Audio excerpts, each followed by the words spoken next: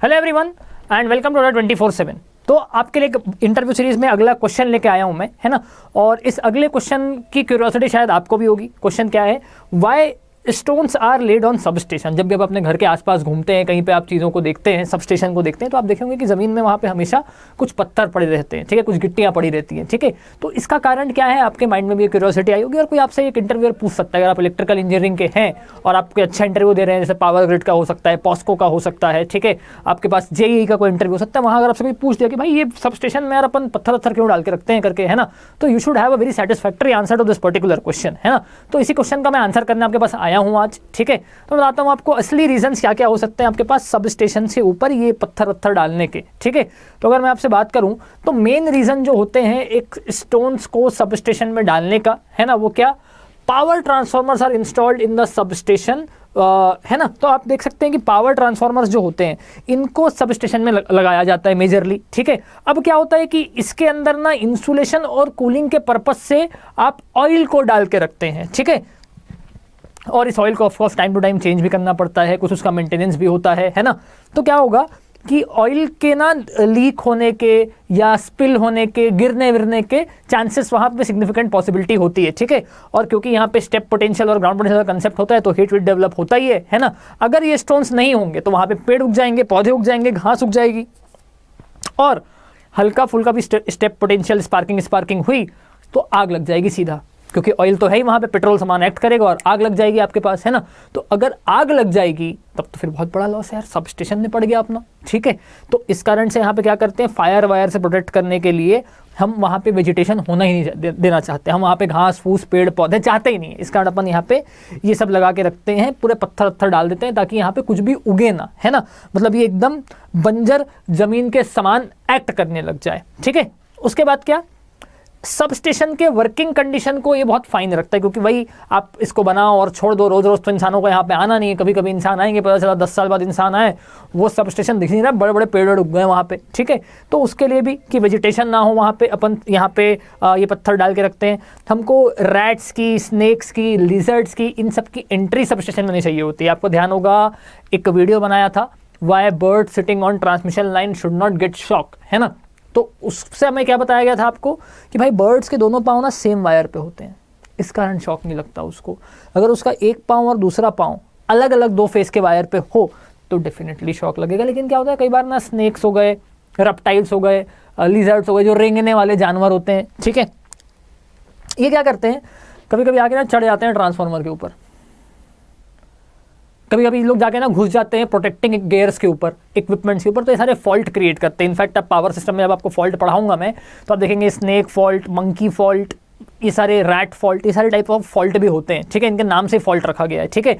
तो कोई सांप अगर चढ़ जाएगा ट्रांसफार्मर के ऊपर, उसका पूंछ एक फेस पे है, सामने वाला हिस्सा दूसरे फेस पे, तब तो फिर वो सांप भी खत्म और एक short circuit line to line fault भी आ जाएगा वहाँ पे, ठीक है। तो इस वजह से भी अपन क्या करते हैं, इन सब के एंट्री को अवॉइड करने के लिए पत्थर डाल के रखते हैं, ठीक है। अगला क्या, बारिश होना, एक बहुत नेचुरल सी चीज़ है, ठीक है। बारिश होगी, आपके पास क्या होगा कि नमी आएगी, मॉइस्चर आएगा, ठीक है। तो उसकी वजह से आपका क्या, कंडक्टिविटी बढ़ जाएगा, ठीक है। उसके साथ आपका कंडक्टिविटी बढ़ जाएगा, ठीक है। कंडक्टिविटी वगैरह अगर बढ़ जाएगा आपके पास, है ना, तो फिर वहाँ पे शॉक लगने के, ग्राउंड पोटेंशियल के बढ़ने के चांसेस, प्रोबेबिलिटी डेफिनेटली यहाँ पे होते हैं, ठीक है। तो इसके बाद भी आपके लिए क्या इंपॉर्टेंट है, इसके बाद भी आपके लिए ये इंपॉर्टेंट है कि आप वो ग्राउंड पोटेंशियल को बढ़ने से रोकें। और आप क्या करें, आप वहाँ पे बढ़िया से पत्थर डालें वेजिटेशन के लिए, वेजिटेशन को अवॉइड करने के लिए, ताकि यहाँ पे ना आपका ग्राउंड का आपके पास कंडक्टिविटी किसी भी केस में ना बढ़े, पानी के गड्ढे वड्ढे ना भर जाएं, ठीक है। ये भी अपने लिए इंपॉर्टेंट, ठीक है। In plain grounds when grass grows it will form moisture, grass आएंगे तो उसके रूट्स आएंगे, उसके रूट्स आएंगे तो वहाँ पे मॉइस्चर आएगा, मॉइस्चर आएगा तो वो आपके पास क्या करेगा, it will cause damage to transmission, क्योंकि जो करंट लीकेज होता है ना, जो कि ग्राउंड में भी तो एक तार आती है, तभी तो अपन बोलते हैं अर्थिंग या ग्राउंडिंग, ठीक है। तो आपका करंट लीकेज बढ़ जाएगा, ठीक है। तो स्टोन्स डालने से क्या होता है, ये सबका जो ग्रोथ है ना, वेजिटेशन का ग्रोथ टोटली रुक जाता है, ठीक है। अच्छा, एक और काम है इसका, to reduce vibration in transformer, ठीक है। मैग्नेटोस्ट्रिक्शन ऑफ कोर एक प्रॉपर्टी होती है ट्रांसफार्मर की, जो आप ट्रांसफार्मर में पढ़ेंगे, जिसकी वजह से आपको ट्रांसफार्मर में वाइब्रेशन देखने को मिल सकता है, ठीक है। तो उस सिचुएशन में क्या है कि अगर ये आपके पास पत्थर रहेंगे छोटे छोटे, है ना, तो ये वाइब्रेशन को एब्जॉर्ब कर लेंगे, आपके लिए डैम्पिंग समान काम करेंगे, जीटा का वैल्यू को बढ़ाएंगे, ठीक है ना। तो ये भी अपने लिए इंपॉर्टेंट है ना। और आपके पास क्या करेंगे ये है ना, टू एब्जॉर्ब हीट रेडिएटेड, ये सब भी आपके लिए कर देंगे। Stone also prevents accumulation of water, बता ही चुका हूं आपको मैं, ठीक है। To increase tower footing resistance, tower footing resistance एक होता है आपके पास, टावर फुटिंग रेजिस्टेंस, टावर की ग्राउंडिंग रेजिस्टेंस, ठीक है, उसको ये इंक्रीज करता है, ठीक है। दो कंसेप्ट होते हैं आपके पास, एक होता है आपके पास स्टेप पोटेंशियल का, ठीक है, एक होता है आपके पास अर्थ पोटेंशियल का। अगर आप चाहते हैं कि आपको मैं इस पर भी डिटेल वीडियो बता के बताऊं कि स्टेप पोटेंशियल कितना होता है, मतलब अगर आप वहाँ पे चल रहे हैं या कंडक्टर के पास आप फंस गए तो आपको वहाँ से बाहर कैसे निकलना है, ठीक है, तो इसके ऊपर भी वीडियो बना दूंगा। अगर आप चाहते हैं तो आप कमेंट करें, ठीक है। आप लोग का कमेंट, आप लोग का अप्रिसिएशन, आप लोग का शेयर करना मेरे लिए बहुत इंपॉर्टेंट है, ठीक है। देखो कितनी मस्त मस्त बातें कर रहा हूं आपके लिए, इतना तो आप कर ही सकते हो, है ना।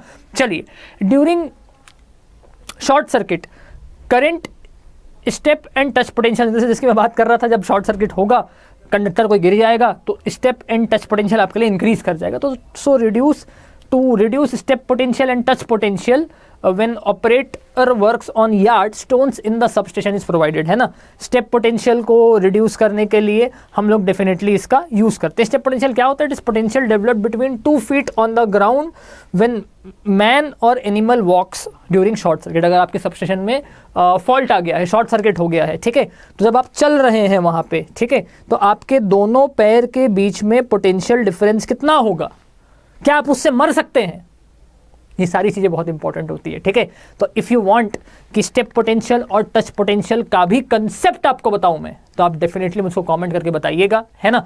और ये सारे रीजंस आपको समझ में आ गए होंगे, अपने कॉपी में कहीं पे आप नोट करके रख सकते हैं ये सारी की सारी चीज़ों को, ठीक है। इसको बिंदासी के साथ आप नोट करके रख लीजिए, है ना। और आपको मेरे ख्याल से ये क्लियर भी हो गया होगा। Okay, thank you so much. कैसा लगा ज़रूर बताएं, कॉमेंट ड्रॉप करना बिल्कुल ना भूलें। और कुछ आपको जानना है कॉमेंट बॉक्स में बिल्कुल पूछें। Thank you so much.